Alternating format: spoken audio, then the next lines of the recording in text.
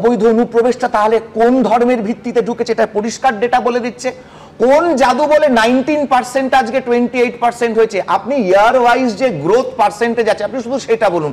গোটা ভারতবর্ষে কোথাও 1.8 হয়নি। একেবারে রাজস্বী যে তথ্য দিচ্ছে এই তথ্যের মধ্যে কিন্তু ভুল নেই যে একটি সংখ্যালঘুদের পার্সেন্টেজ এখানে বেড়েছে, এই নিয়ে আলোচনা করতে হবে এবং একটি হিন্দু রাষ্ট্রবাদী দল হিসেবে তারা তাদের বক্তব্য রাখবে।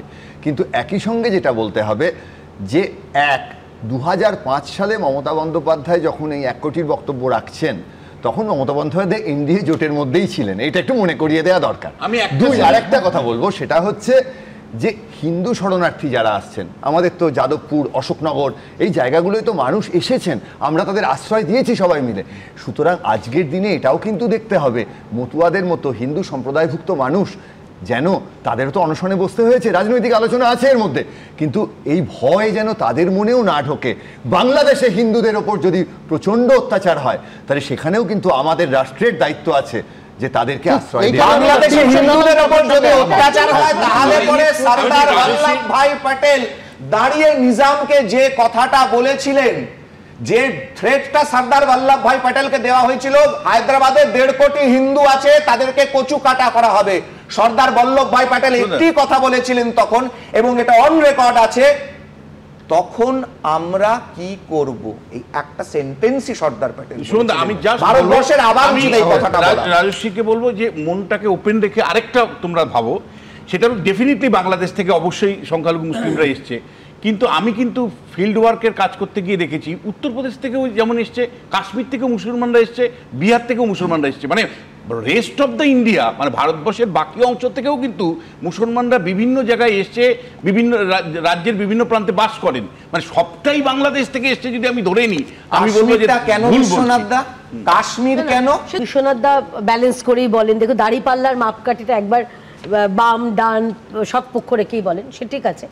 আমার বক্তব্য হচ্ছে, প্রথম কথা হচ্ছে অমিত শাহ হঠাৎ করে জেগে উঠেছেন তা নয়, উনি বারে বারে প্রতিটা সময় বলেছেন অনুপ্রবেশ একটা মেজর ইস্যু আমাদের পশ্চিমবঙ্গ, ভোটে ইস্যু করেছেন, কিন্তু আমি বলছি উনি তো মূল কথাটা বলবেন বিএসএফ কে, যে একটা মাছিও যেন গলতে না পারে। নিশ্চয়ই তাই, কিন্তু আপনি তো জানেন, মানে এটা না আমরা দীর্ঘবার আলোচনা করেছি, প্রায় 500 কিলোমিটার ফরেস্ট বর্ডার, জল, সেখান থেকে কিভাবে গরু পাচার হয়, গরুকে পুরো বেঁধে কলার ভেলা করে যেখানে পাঠানো হয়, সেরকম মানুষ আসতে পারে না বলে মনে হয়?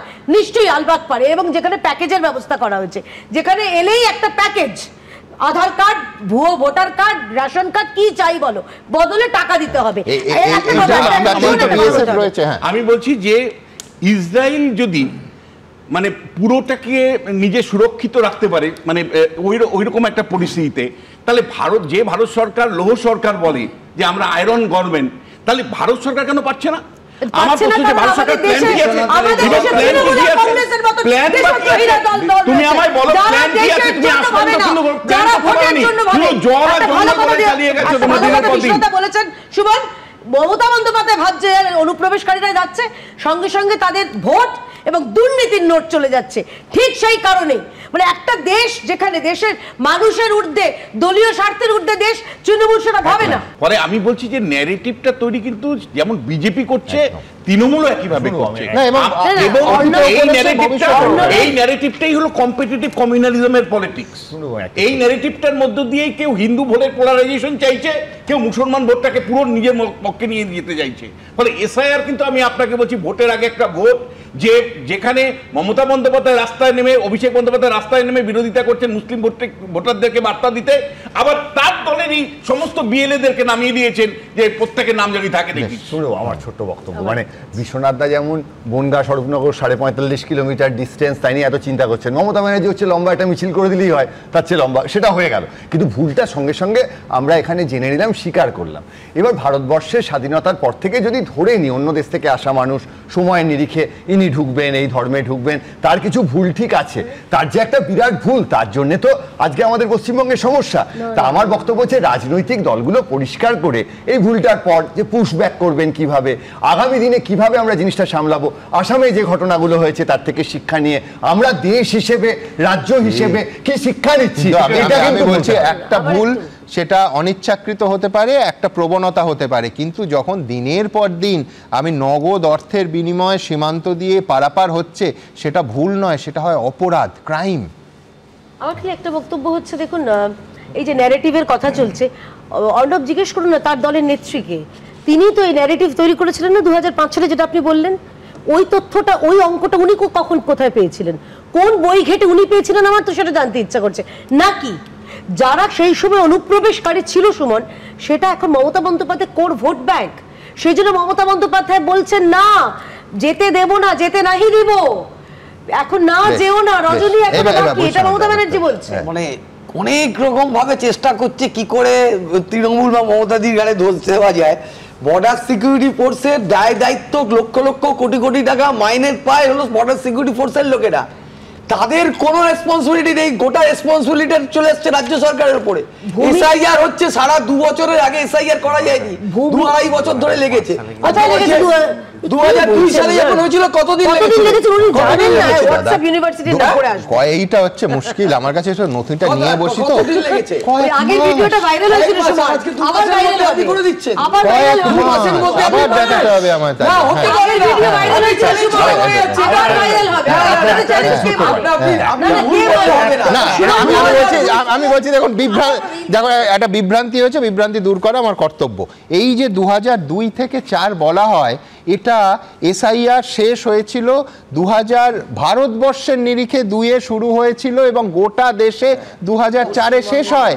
পশ্চিমবঙ্গে প্রাথমিক খসড়া তালিকা, আই রিপিট, খসড়া ভোটার তালিকা বেরিয়ে গেছিল 4 ফেব্রুয়ারি, এবং তারপর 2 মাসের মধ্যে গোটা বিষয়টা শেষ হয়ে যায়, ফাইনাল তালিকা বেরিয়ে যায়। ওই যে পিরিয়ড, সেই প্রাথমিক খসড়া তালিকাকে কটা নাম বাদ গেছিল একদম পরিষ্কার বলছি, আমি পরিষ্কার বলছি। আবার অনেক দিনে যারা ভুলে গেছেন তাদের দেখিয়ে দিই, 69 লক্ষ, আরেকবার দেখাতে হবে, খসড়া ভোটার তালিকা 69 লক্ষ। মনে রাখবেন যে সেই সময় অর্থাৎ 2002-এর নিরিখে এই সংখ্যা বিপুল।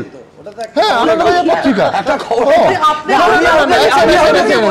আপনি চ্যালেঞ্জ করছেন তো, মানে আপনি চ্যালেঞ্জটা নিন। তাহলে আমি বলছি যে একটা এত বড়, আমরা তো ফিল্ডে নেমে কাজ করছি, ফিল্ডে মানুষের প্রাণ গেছে, কিন্তু ইতিমধ্যেই আমি আপনাকে চ্যালেঞ্জ করছি, এটা হচ্ছে খসড়া ভোটার তালিকা যেদিন প্রকাশিত হলো, কাগজ দেখাবো কি?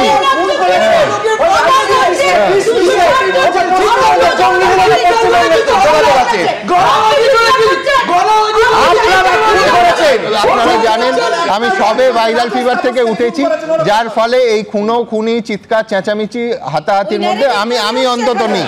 কিন্তু আমি এইটুকু আমার সমস্ত বক্তাদের কাছে এই অনুরোধটা করতে পারি যে দয়া করে একটু ফ্যাক্ট চেক করুন না। এবিপি আনন্দ, এগিয়ে থাকে, এগিয়ে রাখে।